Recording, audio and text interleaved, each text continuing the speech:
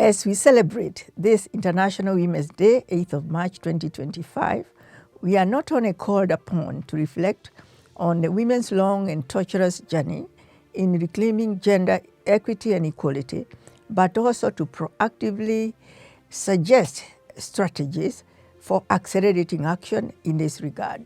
To my understanding, this is a call for all of us who advocate and promote women's rights to move beyond conversations and take bold, intentional steps that should empower women in key aspects of their lives. And in this context, I wish to share my thoughts, focusing on the topic, accelerate action, the role of education in empowering women's participation in leadership and decision-making positions. I wish to phrase my overall argument as follows. Education for women is a key instrument that opens firmly shut doors and shatters glass ceilings that act as barriers to women's empowerment. These include access to key public decision-making and top leadership positions. Quality education, therefore, is a powerful catalyst that not only raises awareness, but enables women to gain confidence to seek and access key public decision-making positions. It empowers them to become change makers, influencers, and transformative leaders who drive meaningful, positive change that benefits all members of society equitably. Transformative leadership is rooted in high level of ethical values, integrity, and selflessness. Transformative leadership also embodies courage, altruism, empathy, and relentless desire to serve and empower others for driving positive change and addressing inequities. True leaders don't just identify problems. They ask, what can I do to solve the problem? The relationship, therefore, between girls' education and their ability to become key decision makers is profound. Education contributes to transformative leadership in many ways, such as enhancing literacy, communication skills, problem-solving abilities, and analytical thinking, all of which are crucial for effective decision-making. For instance, Ellen Johnson Sirleaf, who has earned an MA degree in economics and MA in public administration from Harvard University and an associate degree in business, has used her educational experience and skills to become Africa's first female elected president. Similarly, Ngozi Okonjo, who made history by becoming the first woman to ascend into the powerful position of the Director General of the World Trade Organization, studied at the two top universities in the world, Harvard and MIT, where she was awarded a BA degree in economics from Harvard and a PhD degree in regional economics and development from MIT, both of which afforded her access to various very high-profile positions, including as finance minister in her country, Nigeria, where she gained the policy expertise needed to lead a global organization such as World Trade Organization. Education also challenges gender norms and humble beginnings, and it increases women's participation in leadership roles. A notable example in this regard is Oprah Winfrey, who overcame poverty through education to become a top media leader and entrepreneur. Another influential icon is Graça Machel, whose high level of education enabled her to become a leader in the liberation movement of her country, Mozambique, to advocate for women's and children's rights, and to influence policy by serving as a first lady of two former presidents, the late President Machel of Mozambique and the late Nelson Mandela of South Africa. Providing quality education for women and girls is therefore a powerful tool for transforming leadership. It empowers women to challenge inequalities, participate in governance, and become influential leaders worldwide. Therefore, if we truly want to accelerate action for gender equality, we must start by investing in women's education. In this regard, the Kenyan government can play a crucial role in accelerating education for women and girls by employing a collaborative, multi-stakeholder approach. Guided by this example of Kenya, I note that while the country has made some significant progress in respect to improving educational policies, such as through providing the free primary education program and the competency-based curriculum, much more must be done to ensure all women and girls access adequate and quality education to enable them to become the best that they can be. To improve both access and retention of young women and girls in school, the government must therefore strengthen the implementation of the free and accessible education by ensuring the enforcement of the Kenya National School Reentry Guidelines in a manner that addresses particularly the plight of teenage mothers faced with stigma after early pregnancies. Investing more in STEM education and programs like Ajira will also help women break barriers in male-dominated fields. Additionally, expanding technical and vocational education and training programs, especially in rural areas, is essential.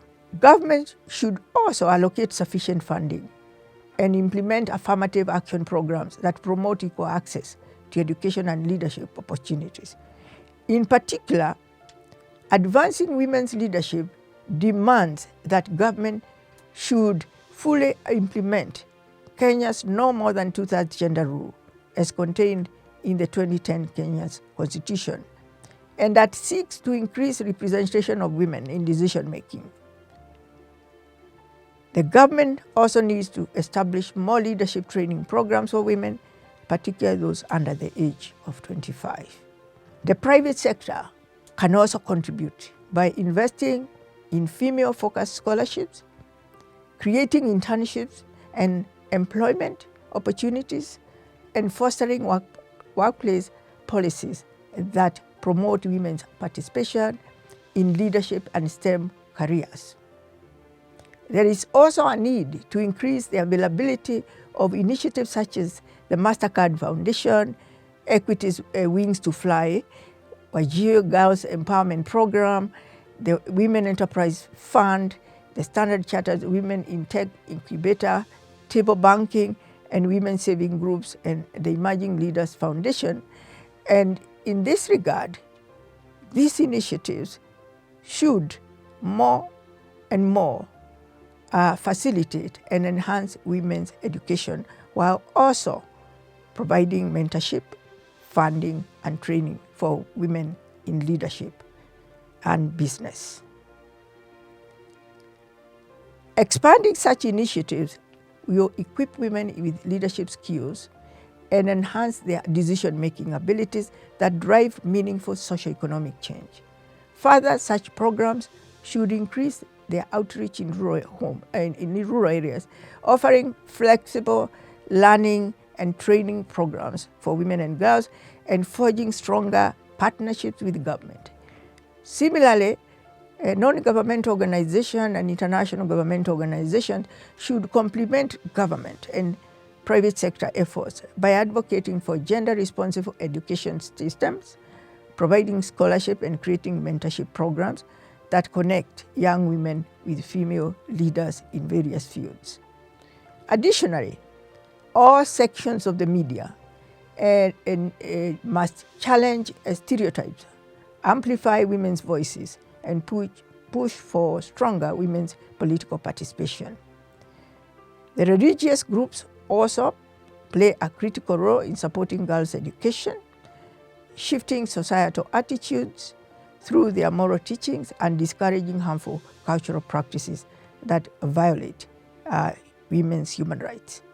Parents and communities must prioritize girls' education and be the first to challenge gender biases In addition, communities should facilitate intergenerational dialogue to sensitize society on the need to promote and ensure a more inclusive and equitable society for both genders. The community as a whole should initiate and normalize intergenerational dialogue activities that address the long-standing intergenerational barriers based on gender, age, and patriarchal attitudes in a community. Women community leaders in particular can use their own influence to push for increased investment in girls' education and leadership training.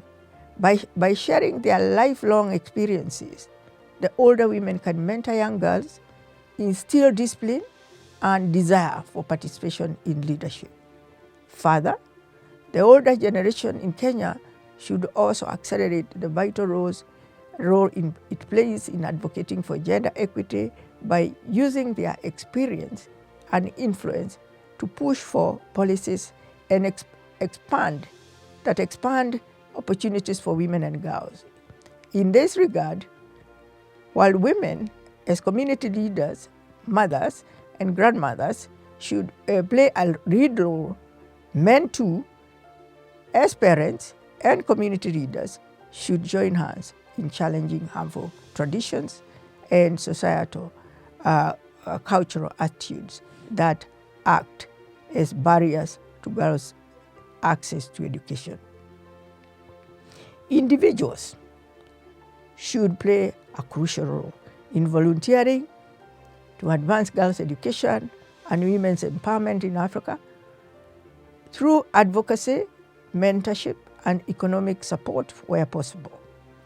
Speaking out against early marriages and gender-based violence, mentoring young girls, and volunteering and supporting local organizations can drive meaningful change. In conclusion, accelerating action for gender equality requires recognizing and empowering women to become decision makers, leaders, and change makers in every sphere of society.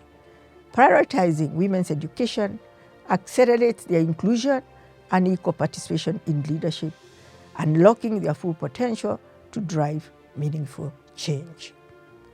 An educated leader is an empowered leader. And an empowered leader has the capacity to break up barriers and change societies for the better. When women are empowered with education, leadership, and decision-making, the entire society benefits. Let us, therefore, rise, lead, and accelerate action until equality is not just a goal, but a reality. The future of gender equality depends on what we do today. On this Women's Day 2025, let us commit to bold actions that accelerate change and create a world where every woman can lead, thrive, and inspire. Thank you.